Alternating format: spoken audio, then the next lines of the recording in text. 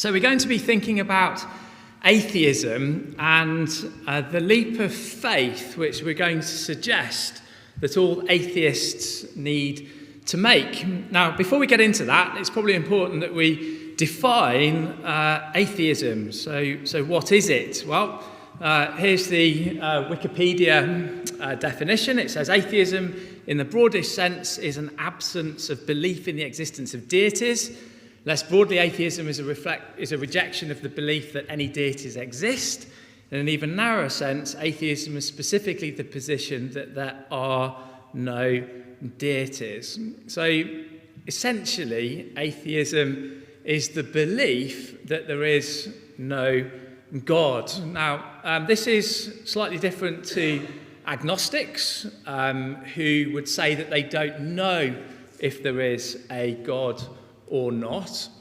And it's estimated that of something like the 7.5 billion-ish people on this planet, somewhere between 1 to 1.5 billion people would classify themselves as atheists. And certainly a number of people that I work with and have worked with, colleagues, would fall into that category, would say that they are atheists.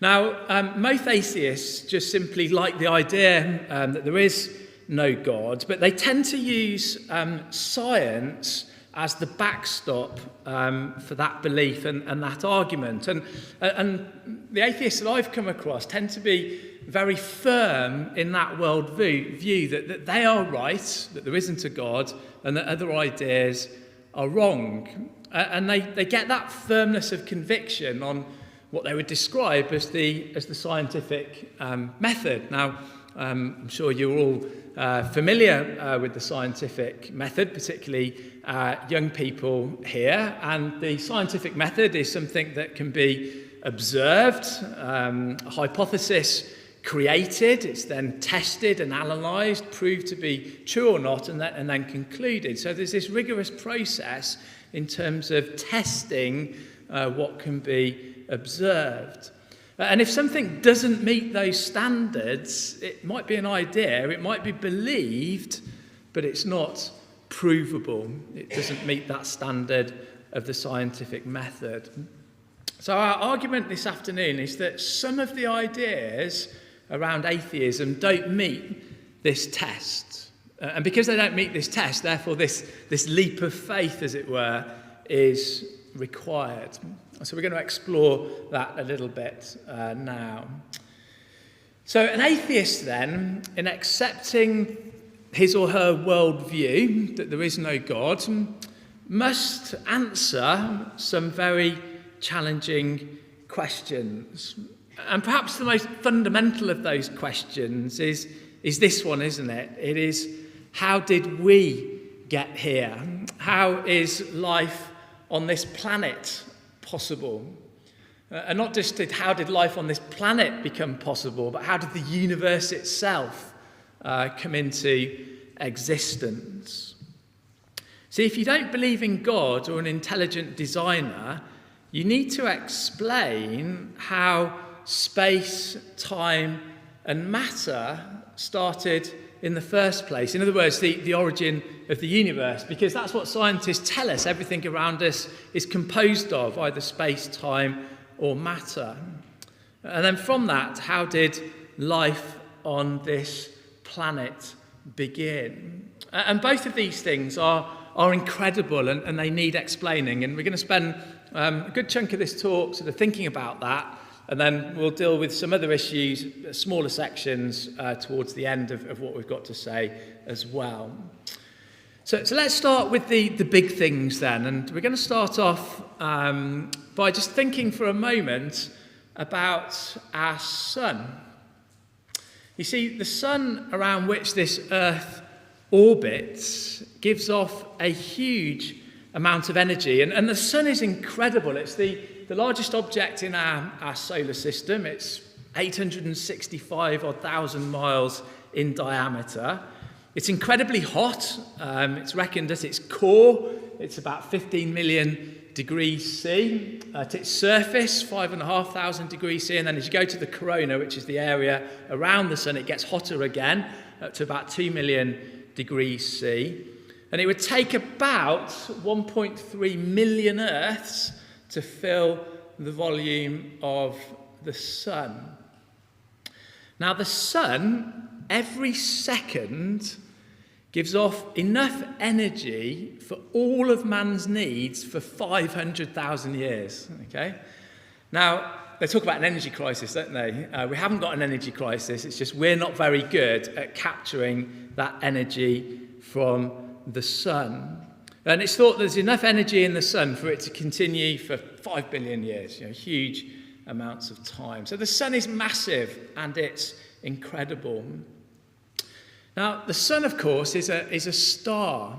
And the sun is not the largest or the smallest star that we know of. In fact, it's thought that it's pretty average. And the sun and our solar system that we are part of forms part of a galaxy called the Milky Way. And if you can just see that little black box with a little arrow pointing to it, that says you are here. So that's where the solar system and the sun is in connection with the Milky Way. Now, the Milky Way is, again, huge. It's estimated that it's between 100,000 and 120,000 light years across. Now, if you're anything like me, that doesn't really mean anything. But in 1 second, light can go round our Earth 7 times. And if you could travel at that speed, it would take you 100,000 years to go across the Milky Way. And the Milky Way is full of stars. So let's have a bit of audience participation, perhaps some of our youngsters. Would you like to have a guess, or maybe you can give me a better than a guess answer as to how many stars roughly are in the Milky Way? Anybody like to give me a number? Somebody have a guess. What do you reckon? Sorry? 40 million. 40 million? Any advance on 40 million? 50 million. 50 million? Any advance on 50 million? You're on a better line. It's estimated that there are between 200 and 400 billion stars in the Milky Way. Now, if we took the lower number, okay, and if you could count one of those every second, it would take you 6,341 years to count up all the stars in the Milky Way. That's mind-blowing, isn't it? But that's only a really, really small part of the story, because the Milky Way, our galaxy, is part of a universe that is full of galaxies. And there are all sorts of different shapes and sizes. Some are spiral, some are elliptical, some are much bigger than the Milky Way, some are much smaller. So would anybody like to estimate or give me a guess as to how many galaxies there are in the universe? Some whispering on the front row. You going to give me a number, Zach? Have a guess. 50 billion, yeah, not a bad guess actually. It's estimated that there are anywhere between 200 billion and 2 trillion galaxies, so really we don't know, in the universe. And in terms of the total number of stars that might mean, it's this number here. It's 10 to the power of 121. That's 10 with 21 zeros after it. Now that is a crazy, crazy number, okay, that we can't really comprehend. So we're going to try and do a little mind experiment, and we're going to have a think about sand. Now I've brought some sand with me. I'm sure you're all familiar with sand. There's probably a few 100 million grains of sand in there. I haven't counted them. If anybody wants to do that afterwards, you're very welcome. A small sandcastle on a beach will have about 1 billion grains of sand in it. Okay, so I'd like you to put yourselves onto a beach, perhaps those of you that have been to Lye Camp or Nottingham Camp, onto the Langwynadel beach. And I want you to think about all the sand. So you built your sandcastle. Now think about all the sand, all the grains of sand on the beach at Langwynadel. And then think about all the grains of sand on all the beaches in Wales, and then all the grains of sand on all the beaches in the UK. Then extend that out to Europe, and then all the grains of sand on all the beaches across the world. And then add in all the grains of sand in all the deserts that are across the world. Now, I'd like you to put your hand up if you think there are more grains of sand on planet Earth than stars in the universe. If you think there's more grains of sand on planet Earth than stars in the universe, put your hand up. Okay, about a third of you. If you think there's more stars in the universe than grains of sand, put your hand up. Okay, roughly 50-50. Well, they think that there are more stars in the universe than grains of sand on the earth. And that's completely mind-blowing, isn't it? That's an incredible thing to think about. And the Bible says that God created all these stars. And not only has he created them, but he's also named each and every one of them. We're told that in the Psalms. And not only is the universe so incredibly vast and so incredibly large, but it's also incredibly fine-tuned. And scientists and astronomers will often talk about what's known as the Goldilocks conditions. What do we mean by that? Well, scientists have worked out that the forces of nature are just at the right strength to allow the universe to exist. So the force of gravity, for example, it's not too strong that all the stars get pulled back in on itself, and it's not too weak that they just keep expanding out so we don't get the motion of the orbits of the planets and so forth. It's just right. And the margin of error for that strength of gravity is very, very small indeed.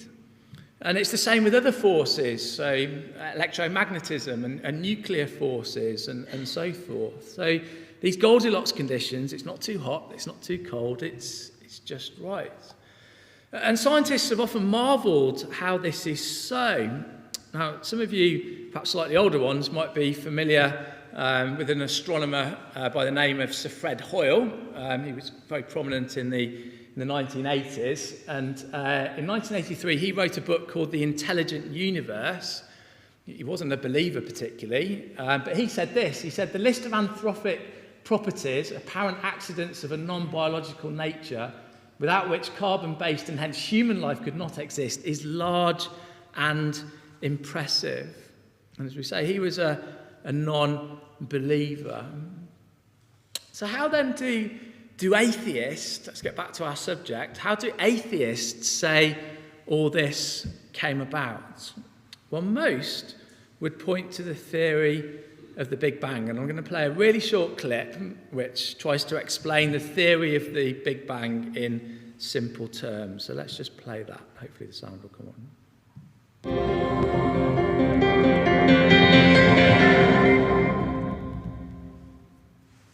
Our first threshold is the Big Bang, which happened about 13.7 billion years ago and led to the creation of the entire universe. We don't know much about the ingredients and the Goldilocks conditions that led to this first threshold because we just don't have much evidence. For example, what made the Big Bang possible? We don't know. Why did the Big Bang happen? We can only speculate. Was there even space and time before the Big Bang? We don't know that either. What we do know is that the Big Bang provided the raw materials for everything around us today. After the Big Bang, there was space, which was rapidly expanding, and there was time. There was also matter and energy. At first, the universe was so hot that you couldn't tell the difference between matter and energy. But within the first billionth of a second after the Big Bang, matter and energy separated. Then, energy took different forms, including gravity and electromagnetism. And matter appeared in the form of electrons and quarks soon linked up to form protons and neutrons. Why is this so important? Because nothing had turned into something. And that something contained everything needed to build an interesting universe, one that could eventually include you and me.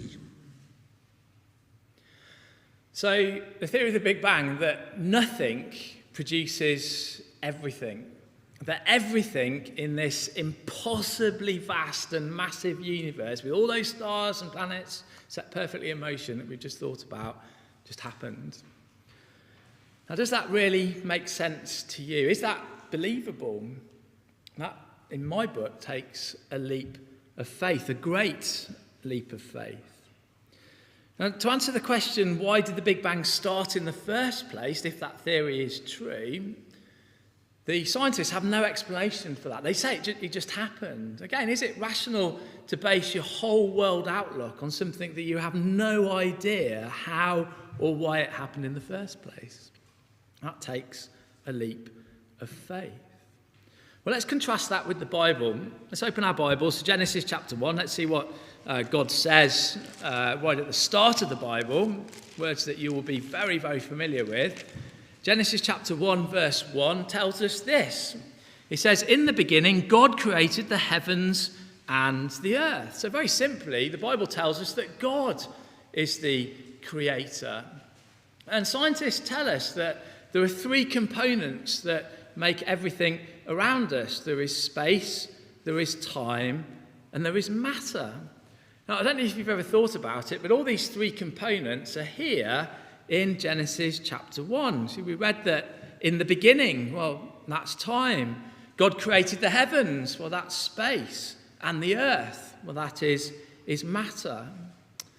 Well, the atheist might say, well, I can't see God, therefore, how can I believe in him? Well, I want you to note in verse 1, it says that in the beginning God created, that he's the creator. Now, I'm using a computer. I'm using an Apple Mac, a computer made by Apple. So the engineers at Apple designed it. I guess they're based over in America. People in China, I think, probably assembled it and put it together. But if I gave you this computer and you took it apart and you examined inside of it, would you find the designer, the engineers within this computer, or the people that made it within this computer? Well, you wouldn't, would you? By definition, they are outside of this. And in many ways, God is like that, as the creator and the designer, that God is outside of space, time, and matter because he made it. He is a spirit being. We can't observe God directly in the universe. But what you can do is that you can see what God has made. We can observe the evidence of his creation, and that gives us testament to who he is as our creator. And this is what the Bible claims. Quite a well-known verse from the New Testament. Romans chapter 1, verse 20 says, "For the invisible things of him," that's of God, from the creation of the world, "are clearly seen, being understood by the things that are made, even his eternal power and Godhead, so that they are without excuse." So God has made all the things that we see around us. And the evidence of that is not that we can see God, but we can see how amazing everything is that he has created, that he's designed it to be just so. And this gives us the confidence in him as our creator. And we certainly find this with life on this planet, because when we think about planet Earth, this Earth is teeming with life, and the most advanced creature on this planet is you and me. And I'm looking out at you tonight, and all of you are absolutely incredible. You might not get people say that to you very often, but you are. You are absolutely incredible, from the way that you can walk and run, to the processing power of your brain, to the ability to use your eyes to see, your ears to hear, your noses to smell, and so on. You are an amazing being. So let's ask the question then, well, what constitutes us as human beings? In fact, what constitutes any life? Well, at the base level, we're made from the dust of the ground, aren't we? The Bible actually tells us that back in Genesis. The Bible teaches us that God formed man from the dust of the ground. And at the atomic level, that's what we're made of. Carbon and hydrogen and oxygen and nitrogen, plus a few other elements as well. But the real building blocks to life is the cell. And there are many different types of cells in the human body. And it's estimated in a grown man that there are something like 30 trillion cells that go into making our body. Now, that in itself is astonishing when we consider that when we were conceived, our life started as one human cell. And then it's divided and multiplied to the circa 30 trillion cells that make us who we are today.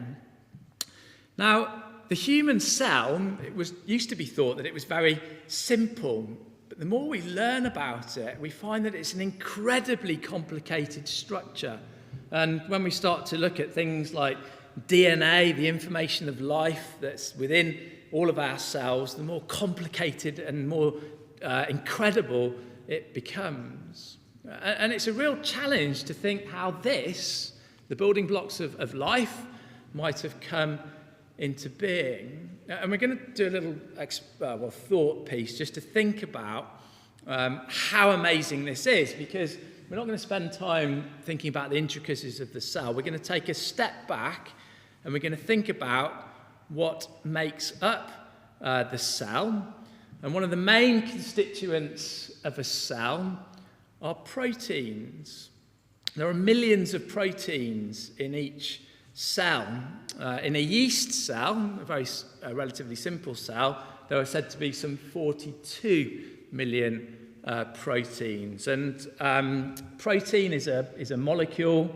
And I've brought a mock-up one. I haven't done this accurately at all. It's just to remind you what we're sort of talking about. So there's a protein molecule. So what makes up a protein molecule? Well, it's amino acids that make up a protein molecule. And in nature, there are around 20 different types of amino acids that go into, or can go into, each protein. And the protein molecule is a chain of between 150 and 500 amino acids, all linked together. So all those little connecting bits that go into making up the protein molecule. Now, here's the thing. For the protein to work and to function, the amino acids have to be in a very precise order.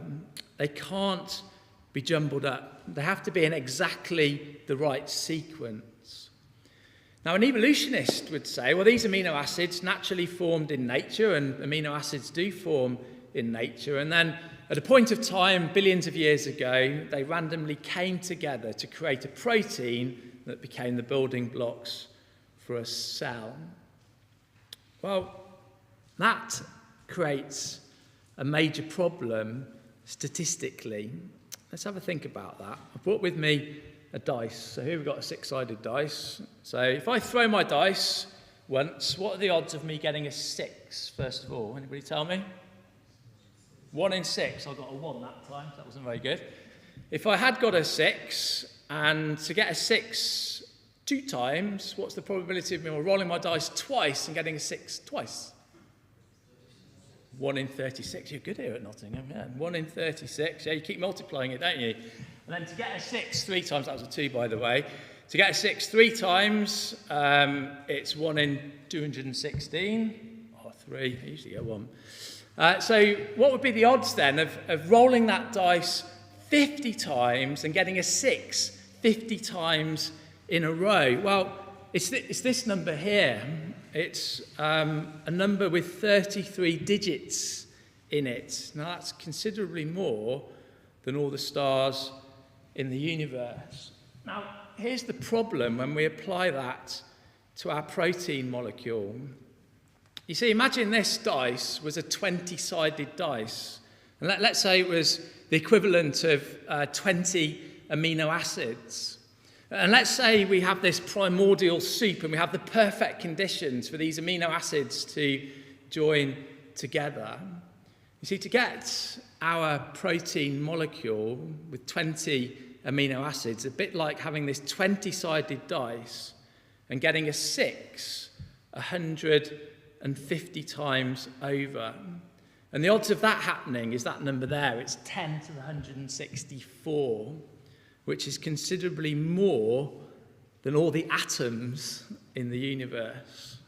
So it's a huge, huge number. And that's just to get a protein molecule. And remember, we said that there were 42 million proteins in a cell. And we're nowhere near creating the complexity that's required for DNA, for example. And there are 200 different types of cells in the human body, and billions of cells in the eye and in the brain and in the heart and so forth. So to get to our human body of some 30 trillion cells working in perfect harmony, this really is something incredible. Now, perhaps one way we can think about this, a lot of numbers I know, is we can liken it to winning the lottery. So there's two happy people. They've just won the lottery. In the UK, the odds of winning the lotto jackpot, that's all 6 numbers, it's 1 in 45 million. Hands up if you've played the lottery this week. Anybody had a go? No? Okay, good. Just checking. Now, if somebody wins the lottery one week, you congratulate them, well done, you've become very rich. But what if that same couple wins the lottery the next week? You think, hang on a minute, something's not right here. Or the week after, or the week after that. You know, you'd suddenly go, hang on, they're fixing the system. There's something wrong here. What about if they won the lottery 25 times in a row? Well, that odd's there. It's 1 in 10 to the 153. It's slightly smaller odds than making a protein. But we see the problem, don't we? You see, the only logical conclusion I would suggest to this is that there's a designer. There's somebody controlling the process, breaking the odds. That's by design and intent, not by random chance. And serious scientists and atheists, believers in the Big Bang Theory, they recognise, some of them recognise the problem of this. They know that statistically the odds are so remote, even with this vast universe and so many planets, it's mathematically impossible. And they're coming up with the most incredible theories to get around this. Now, one of these theories you might have come across, it's the multiverse theory. Now, our universe itself is incredible, but the multiverse theory is a theory that says that there's an infinite number of other universes happening simultaneously. And within that infinite number of universes, every possibility is being played out. And so if you've got that, then one of those infinite number of universes has to contain life, and that just happens to be the one that we live in. Now, that's completely untestable. It's completely unprovable. I would say it's a bonkers theory, and yet people are believing in these things. And in my opinion, that requires a huge leap of faith. Well, let's contrast that with the Bible. Let's go back to the Bible. Let's go to Psalm 139. What does the Bible tell us? Psalm 139.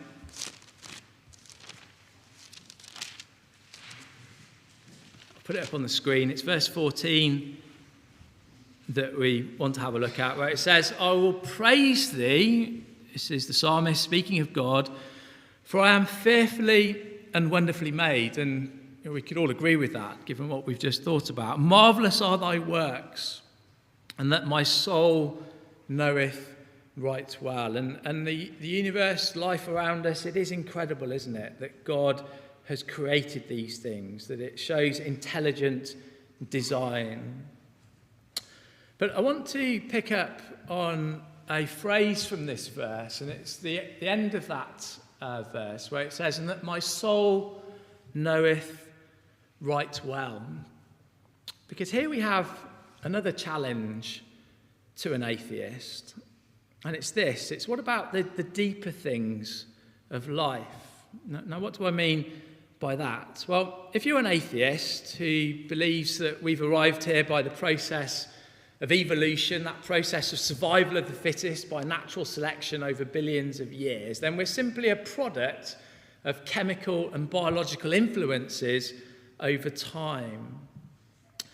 But there are things, or gifts I'm going to call them, that we possess that it's very difficult for chemistry or biology or physics to explain. These things are things like consciousness and thought. When did you become a conscious being, able to think and to theorize and to compute and work things out, rather than just reacting automatically to your surroundings?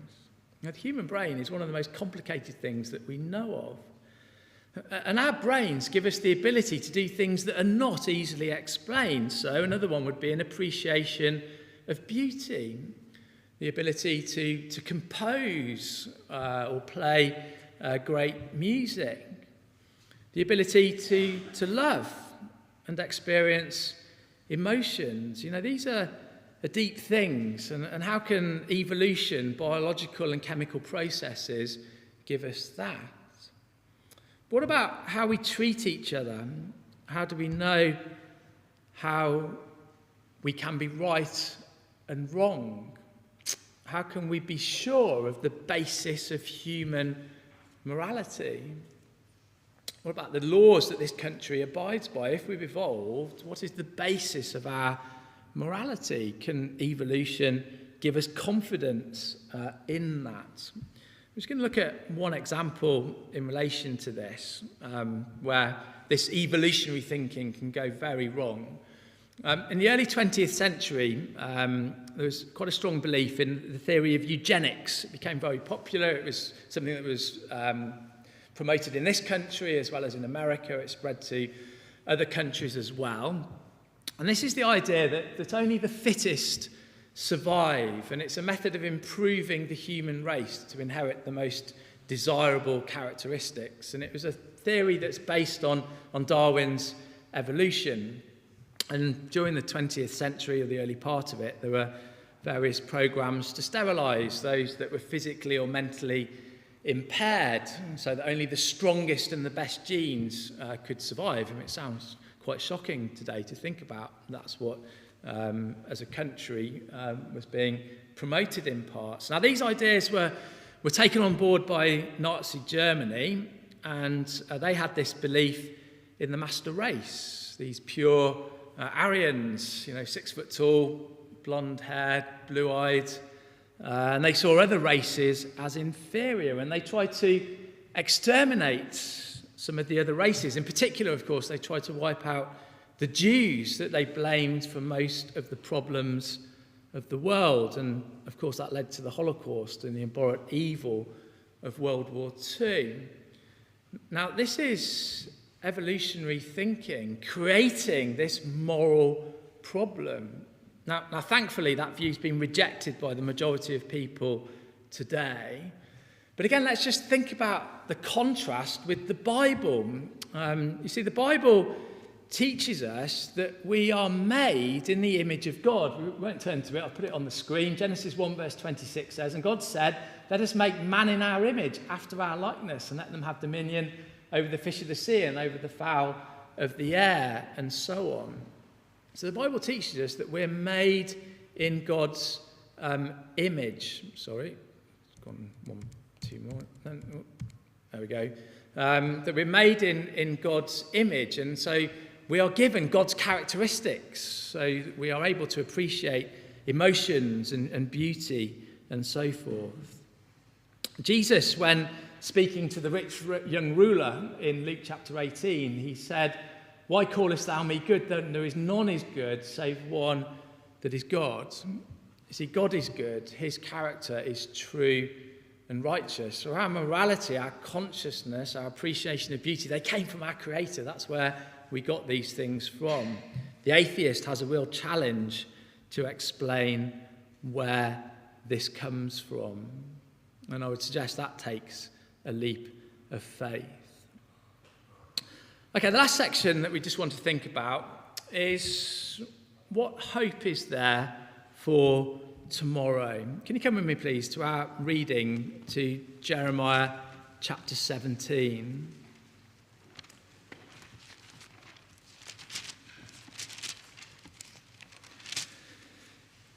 Jeremiah chapter 17, and we're going to read verses 5 and 6.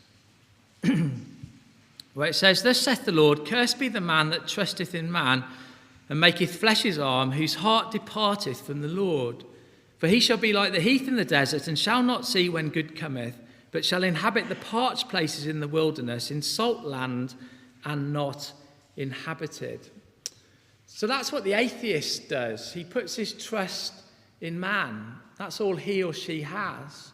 He doesn't accept there's a God or any higher being. And so what hope has he got? And when we think about it, it's rather depressing, because evolution, it's a process of death. It's passing on our genes to the next generation. That's how the theory works. If there's no God, then the atheist will find it very difficult to believe in anything after death. So what is the hope of the atheist?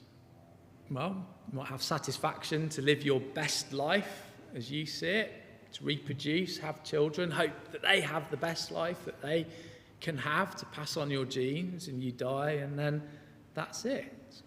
But come with me, please, to Ecclesiastes chapter 3. Let's have a look at the words of the preacher here in Ecclesiastes chapter 3.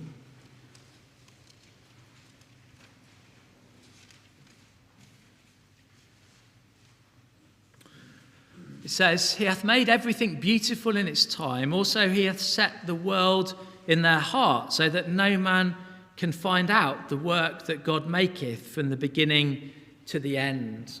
I'll quote to you from the ESV that says, "He has made everything beautiful in its time. Also he has put eternity into man's heart, yet so that he cannot find out what God has done from the beginning to the end." You see, there's something innate within man that's not satisfied with living and dying. There's something innate within man that wants to live forever. And we see this with some very high-profile people. Some of you might have come across this man, Brian Johnson. We share the same surname. He's the same age as me. He's a tech entrepreneur. He's sold his business for a lot of money. And he's decided to take on death. And he promotes a program that says that death is optional. And he spends about $2 million a year on his health, fitness and diet regime. And it's extreme, to say the least. One of the things that he has done is that his younger son, who's 17, he takes blood transfusions from his younger son, and he has his younger son's blood so that he might live longer. Now, I did suggest that to my two lads, and they weren't very keen on it. Now, it's possible he might live a few more years than the average, but is it really serious to think that this guy is going to conquer death, that he's going to carry on living? You know, that takes a huge leap of faith. It made me smile last week. I don't know if any of you caught this, but there was a hot mic incident when President Xi and President Putin at the military thing that they had in China, that they were caught on mic discussing organ transplants, and Putin was saying how he thought he was going to live to 150, and that maybe immortality might be on the cards. You know, is that really something that is going to happen? The oldest known person to have lived in recent times was Jeanette Clement, a lady from France, 122 years old. She died in 1997. Nobody's beaten that in the last 25 years. Is this something really provable? What about this idea, cryogenics? This is the idea that you can deep freeze bodies at the point of death in the hope that science may one day advance so much that you're able to be brought back to life again. And there's a company in America, Alcor, that's doing this. It's preserved some 200 bodies to date. If you go onto their website, you can sign up if you're interested. $200,000 preserves your whole body. If you don't have that much money, don't worry. For $80,000, they'll just preserve your head. And there's also pet options as well, so you can do that. But again, is there evidence that science will achieve this? If that's your salvation, it's a massive leap of faith, isn't it? Well, let's go back to the Bible, because Psalm 14 verse 1 says, "The fool hath said in his heart, there is no God. They are corrupt, they have done abominable works. There is none that doeth good. The Lord looked down from heaven upon the children of men to see if there were any that did understand and seek God." So if you're foolish in your heart, you're saying that there is no God. And I think we're getting to the crux of the matter here now, because if the atheist accepts that there is a God, which we're suggesting tonight is the only logical conclusion to what we see in the world around us, then that opens up a whole series of questions, doesn't it? It poses the question of, well, why did God create me? What's his purpose with me? Does he want me to do something? It's a responsibility question. And at its core, I would suggest that the atheist would rather not be responsible to a higher being for their actions, for their way of life, than to consider the logical conclusion that there is a God and to try and find out about him and to seek after him. But if we do that, then there is a blessing for us. Let's go back to Jeremiah chapter 17, because we have the opposite of those that put their trust in man, which is the atheist position, which we read in verse 5 and 6 of Jeremiah chapter 17. Now, the opposite of that is verse 7, where we read, "Blessed is the man that trusteth in the Lord, and whose hope the Lord is. For he shall be as a tree planted by the waters, and that spreadeth out her roots by the river, and shall not see when heat cometh, but her leaf shall be green, and shall not be careful in the year of drought, neither shall cease from yielding fruit." So if we as God's creation put our trust in him, if we accept what God says and live our life as he wants us to live them, then we will be like this fruitful tree by a river. We will prosper today because we have the comfort of mind now, knowing that God is a caring and a loving God and he will always be with his people. But much more than that, we have a hope for the future. And that hope for the future is through God's Son, the Lord Jesus Christ, and the hope of everlasting life, living forever in God's kingdom. Now, we've suggested tonight that belief that there isn't a God requires a huge leap of faith to answer some of the questions that we've posed tonight. But of course, belief in God also requires faith. Our last passage, let's go to the New Testament, to Hebrews chapter 11.